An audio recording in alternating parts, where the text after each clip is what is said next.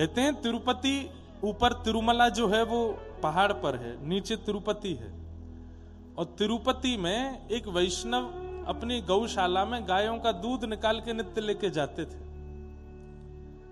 पैदल चढ़ के इतने भारी दूध के उन पात्रों को कंधे पर लाद के ऊपर लेके जाते और श्री वेंकटेश भगवान को दूध का भोग, जो भी सामग्री बनती या घी भी निकलना हो, छाछ बननी हो, मक्खन निकलना हो, सब उसी दूध से होता था। इतनी संख्या में दूध लेकर के नीचे से जाते।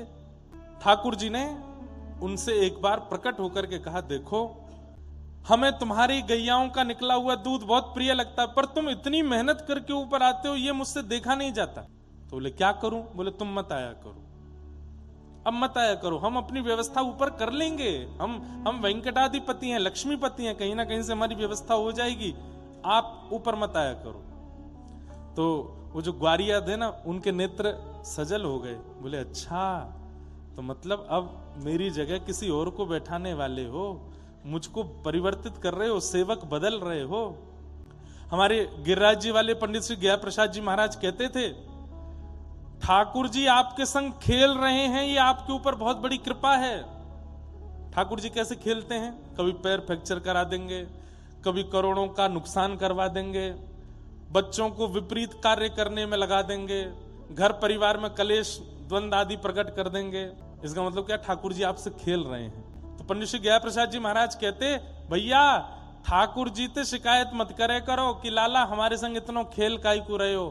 ठाकुर जी ते तो यूं कह करो, जितनो चाहो खेल लो, बस याद रहे खिलौना में ही रहना चाहिए, कोई और खिलौना मत ले लियो, मुझसे बढ़िया खिलौना कोई और नहीं आ जाए। वही बात वो ग्वारिया कहने लगा वेंकटेश भगवान से कि नाथ, आपको मुझसे अच्छा कोई सेवक मिल गया है क्या, जो मेरी से? नहीं नहीं नहीं, ऐसी कोई बात नहीं है, बस तुम अब वयोवृद्ध हो गए हो, इतनी ऊपर चढ़ के आते हो, इसलिए हम कह रहे हैं कि तुम मत आया करो। उस सेवक ने कहा, बोले आप चाहे जितना मना करो मैं तो आऊंगा। नित्य जाने लगे। ठाकुर जी बोले ऐसे नहीं मानेगो, मुंह को कुछ और करना पड़ेगा।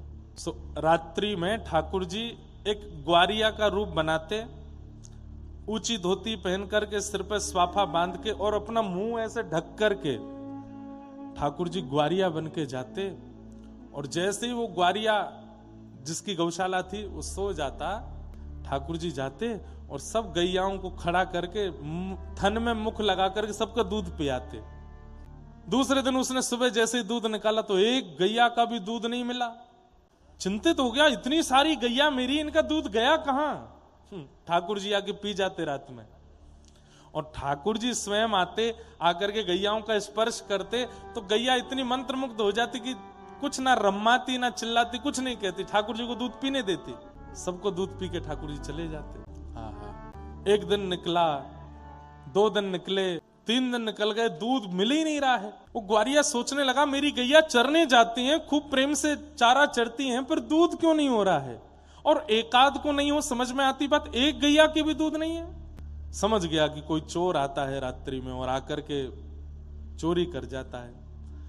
आज रात में सोने का बहाना बनाऊंगा, हाथ में लकुटी लेके बैठूंगा, जैसे ही मिलेगा उसकी खूब जोर से धुनाई करूंगा। रात में ऐसे आंख मीच करके लकुटी हाथ में लेकर के सोया, इतने में वेंकटादि भगवान वेंकटेश भगवान आ गए। आ करके जैसे ही थन से मुख लगा करके पीने लगे, देख लिया इसने, जैसे ही लाठी लेकर के पीछे दौड़ा, लकुटी लेकर, रुक जा चोर चोर चोर, मेरी गैयाओं का दूध पीने आता है। ठाकुर जी वहां से बेचारे जैसे तैसे भागे। अब ठाकुर जी इतनी जोर से भागे, वो पकड़ तो पा नहीं रहा था, तो उसने अपनी लकुटी ऐसे घुमाई और जोर से घुमा करके मारी।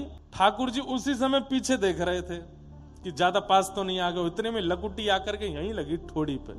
ठाकुर जी जैसे तैसे वहां से भाग करके ऊपर जाकर के खड़े हो गए, तिरुपति भगवान।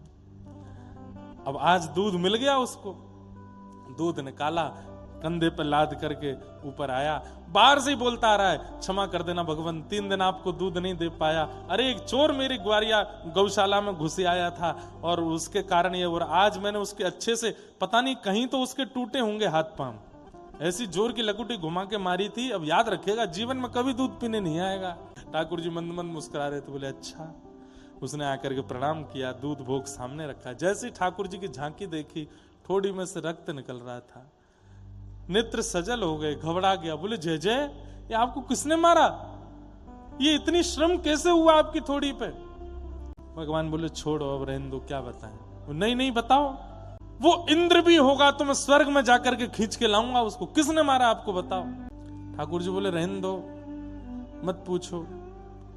भगवान एक बार नाम तो लीजिए आप उसका, कौन व्यक्ति है? तिरुपति का है, तिरुपति तिरुमला का है। तो ठाकुर जी बोले अच्छा, हमारे नगर के किसी व्यक्ति ने ऐसा किया? नाम बताइए आप, तुरंत नाम बताइए।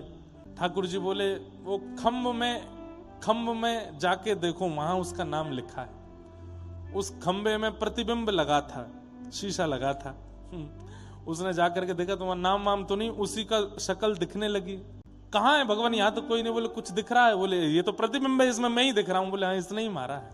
ठाकुर जी बोले इसने ही मारा है। चरणों में गिर गए, रोने लगे। बोले नाथ मैंने ऐसा नहीं किया। बोले 3 दिन से चोर आ रहा था? बोले हाँ। बोले तुमने एक बात विचार नहीं की? बोले क्या? हजारों गायों का एक व्यक्ति दूध कैसे पी सकता है? हजारों गायों का एक व्यक्ति दूध पी सकता है? नहीं। हजारों गायों का दूध कौन पी सकता है? केवल परमात्मा पी सकते हैं। तो बोले वो चोर कोई और नहीं, हम ही आए थे।